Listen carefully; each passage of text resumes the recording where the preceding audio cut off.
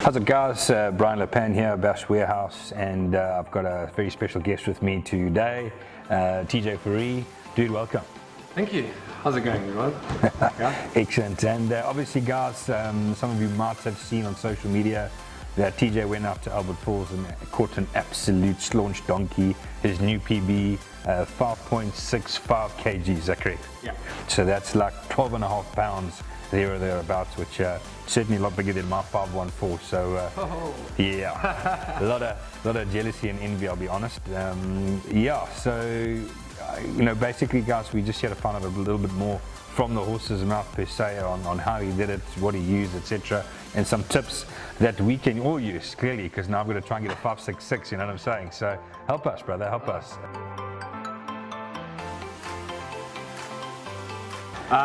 Yeah, so fish of a lifetime, still pretty unreal feeling, and honestly, you know, it's a lot of luck, it's hard work throwing the bait right, but it's also confidence. It was literally confidence.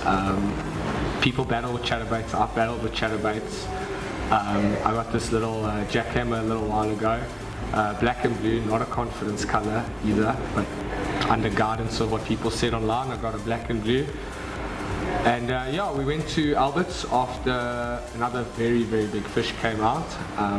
Hot day. The day went on, I lost a very big fish early in the day, very sad about that. And we ended up going into the river because it was cooler water. Water was 30 degrees all over the dam. We went into the river for cooler water. We found cooler water as we moved up.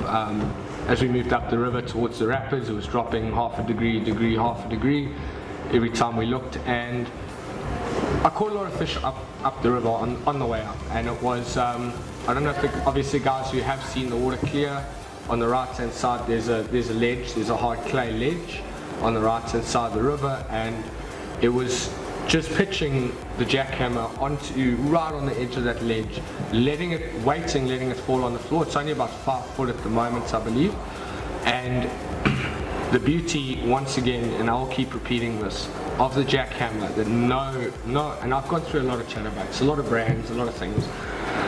There is nothing that can vibrate at that slower speed. I mean, it was snail's pace. So you reckon that's the key when it comes to that, is that slow retrieve and still getting that vibration? Is that what? 100%. That, and on top of the noise, this thing, we've seen the videos, it sounds like a buzzbait under the water. It makes that high-pitched, we all know that high-pitched whistle that irritates the bass. There is a video showcasing it with all the Z-Man chatterbaits.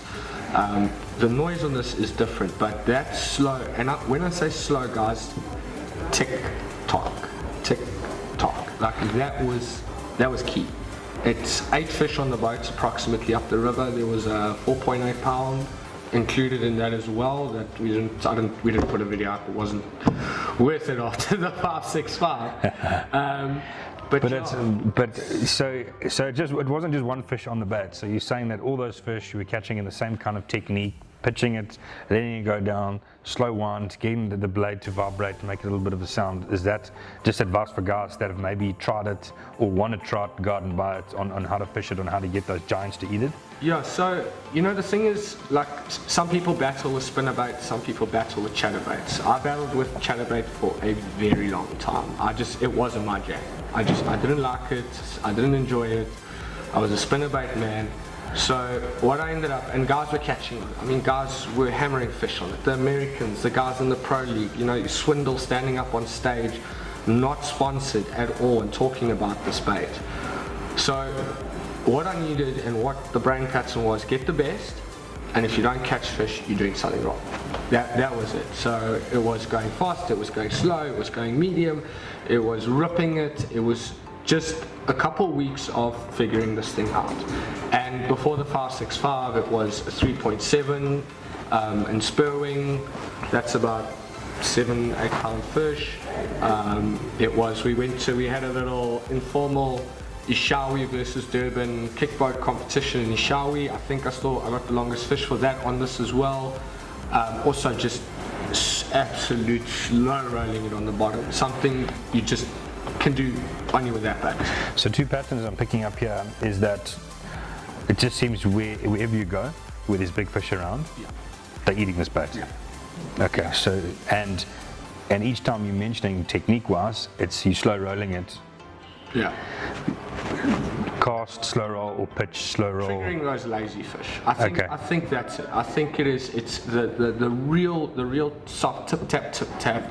It wakes them up. It lets them know there's something coming. They can hear it from the noise. It's coming past slowly. Yes. And all my bites, except the 3.7s, are only big fish that was different. She took it quite violently, but every other big fish, the bites have on that slow roll have been vibrations gone strike now. Yeah. Hoover it as quickly as you can, because they are just, it's coming by so slow. They literally, I think they're just going. Yeah, the whole bait just inside. Because it's so slow, it's triggering them with the blade and the sound. Yes. And it works. Perfect. It works. So then tell me about, because I see what you've got here is the black blue color, okay, and then you've got a Z-Man razor shad and green pumpkin on the back.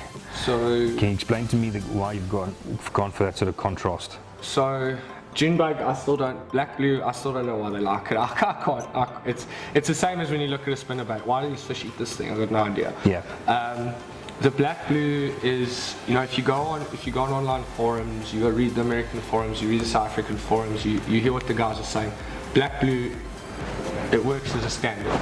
The most popular color for jigs worldwide, it works. They eat it. We all know what a Junebug black blue Senko can do, even a Junebug fluke. So with the popular color, to give myself confidence, I've never been a huge green pumpkin fan. It's a surprise I've got a green pumpkin trailer on. I'm a lure junkie, so I like all the little bits and tricks and things. Yeah.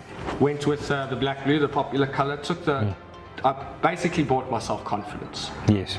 The green pumpkin trailer, we all know I think it's the Okeechobee craw color, Sure. which does very well with the black blue and the green pumpkin mixed into it and the Senkos and things, and just to put a bit of naturalness in it. Perfect. That was it. Very, very, very interesting. I can see, besides all the teeth mark on this head here, I can see that you've done something to this blade. Obviously we know that this black blue jackhammer comes out with a standard black painted blade. And we know that when you catch big fish like that, and when you are winding it through cover, that blade gets beat up, and obviously that paint starts to come off and it starts to shine. So, what have you done to keep this thing blacked out? So especially after Alberts, I mean, you're pitching into all sorts. You're pitching into little stumps. There's rocks. You get stuck. It's happening. That's just the deal at Alberts at the moment because the water's low. So, the colour scratched off. I wanted the black blade. We didn't want the shiny blade. So the paint started coming off, and there's a marker you can get now. I know the guys say permanent marker, but then you got to put it on at the start of every trip. That's not going to work for me, especially on a kick boat. I don't have everything on my kick boat all the time. So there's another marker. It's actually a paint marker, which you can use for wood and all sorts and steel and all sorts of things outside. It works like a paintbrush. Gets dry. You got to dip it in water. You got to shake it around a bit, and that color you see on there, that is after a full day's fishing with it. That paint is still holding. Okay. Till there is a guy who jumps up and does resin properly in South Africa, who's got the resin well, I believe it's called. That is a great alternative. Keep that blade. So is it just like something you can get at a hardware store, basically? It cost me $18. So it's some kind of, just like a paint? It looks exactly like a permanent marker. Oh, okay. And it just says on the side paint marker. Paint marker? Yeah. Okay, excellent. So it's obviously very important to you. You've got super confidence in this now, so you don't want it to change at all. So you're going to keep that blacked out, and that's your winning combination there as well. Just to give the guys an idea on water clarity, was clean water running in there? Is it stained? Is it murky? How dirty is it? Just so the guys have an idea, So, those colors, obviously the colors say dirty water on this jackhammer. The colors we've chosen, the black blue, it says dirty water. The river was dirty. Oh, really? It was brown. Okay. It was, like I said, I didn't see my fish till it was on the surface. I had no clue how big it was. I had no clue what it was. First of all, it could have been the barbel. I'm sure. Because she was just bullying me. If you look at the video, there was nothing. I had no signs. Possibly just the few head shakes telling me it was a bass, not as hectic as the barbel straight down. Okay. So water clarity, it's tried and tested in dirty water, like 100%. It's tried and tested in stained water at spurwing. Okay. It worked at spurwing. It's not as dirty as the river. The water we fished in Ishawi was not dirty. It was dark. It was that dark wood stained water. But from what I read online and what other guys have done in front of me, I mean, Tyron Potgieter showed me the first time when he was hammering them on black blue ChatterBait at Hazelmere. That water wasn't that dirty. So, you know, what you read online, if you go onto Bass Resource on the forums and things, the guys say, do not shy away from black, blue and clear water. And I don't know how true this is. Again, this is, rumors, and you talk amongst the guys. When there's bluegill in the water, for example, Craigie Burn has got a lot of bluegill, so the guys say throw June bug flute. Well, I mean, if bluegill and June bug flute matches up, then this colour should work in any colour water. Sure. It should. Sure. If that is the thought pattern, Yeah. it should. Yeah.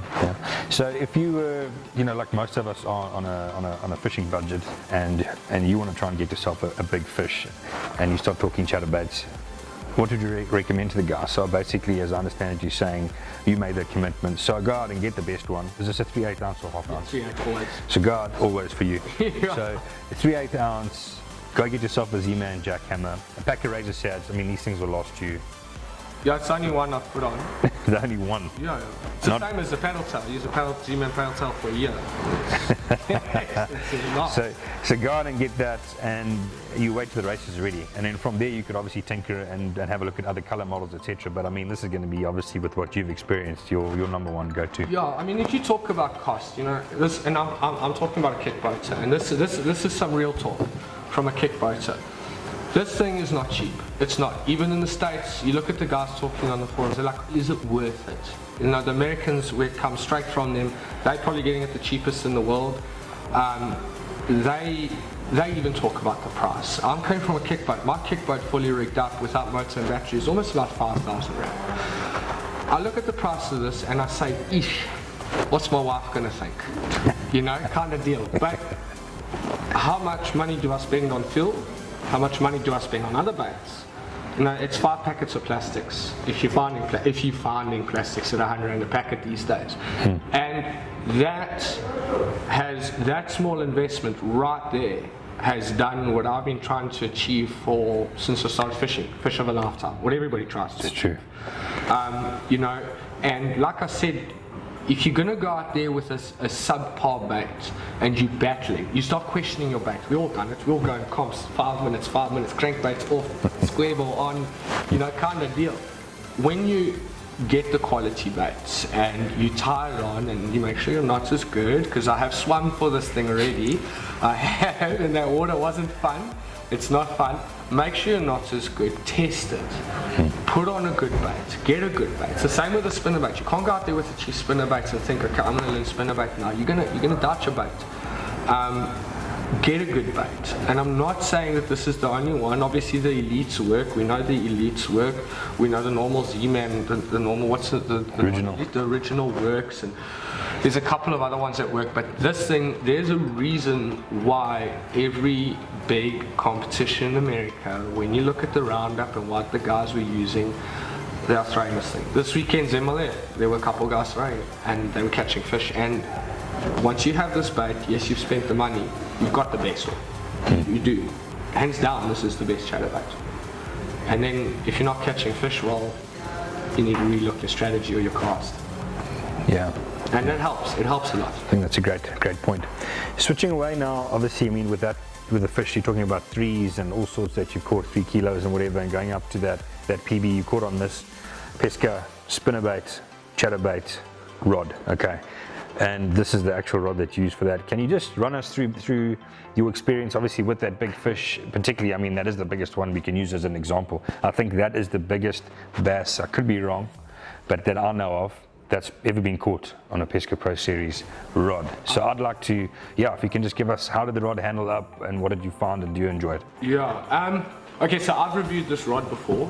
I've got a lot to say about these rods, and it's a lot of good that I've got to say about these rods. I swapped out a very expensive rod to use this rod. So the good thing about these rods, and I've noticed that a lot of guys don't quite understand how important that soft softish tip becomes. Not only when you're pitching and getting your baits out far or whatever, but when you're fighting a big fish. So, you know, to just emphasize on the soft tips that this rod does have, when you look at spinnerbait rods. You know, I've seen another 5 kg coming out where the guy, you know, if you speak to him, I know the guy well, he's a very good friend of mine.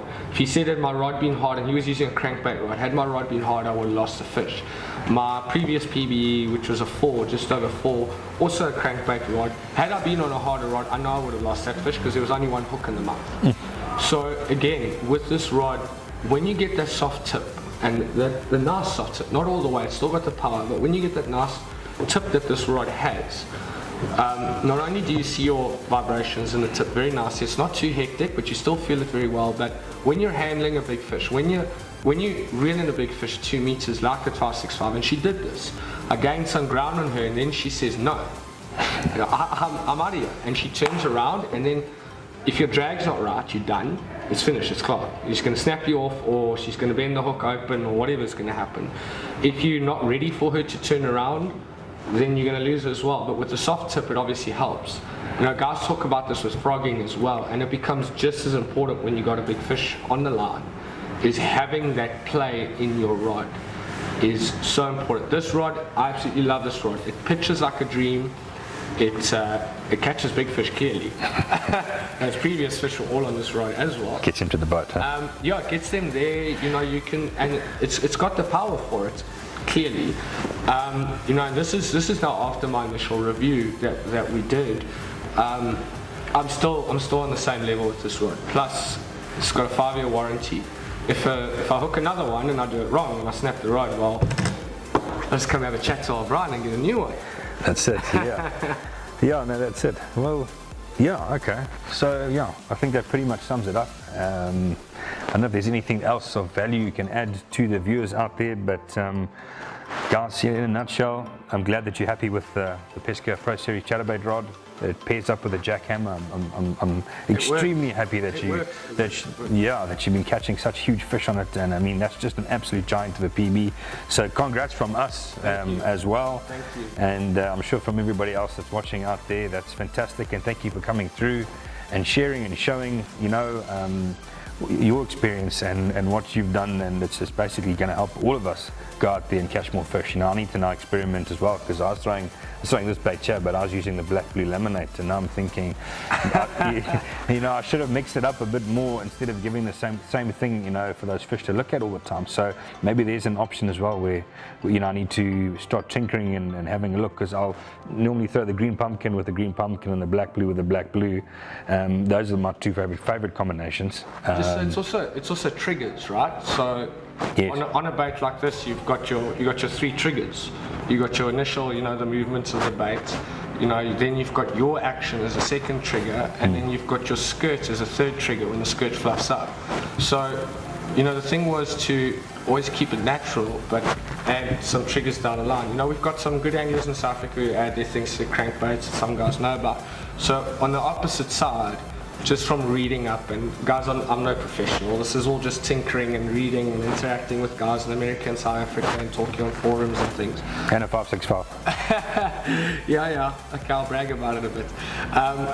The green pumpkin, I'd put the June bug trailer, just to add another trigger to it, because it's all about creating those triggers with these baits. You know, we can all, steady guys can come past there and throw a chatterbait. It can happen, but if you can't get that one fish, that one lazy fish down there, the big one, to trigger it, then nothing's going to happen. It's going to be another boat that comes past. 100%. Excellent, Ed. All right. No, well, that's fantastic, dude. Like I say, thanks very much, Bray, for sharing with us. I appreciate it. You're a good man. Thanks, Sure. dog. No, and I appreciate you bringing this tackle to the country. Good stuff. We will continue to bring Awesome. it. We will continue to do so, and we'll try and continue to always keep the price as low as possible. Yeah. Wherever possible, we will continue to be committed to that. Yeah. So, thanks for your time, brother. I appreciate it. Pleasure. Thanks for listening, guys. Hope you go. Thanks, guys.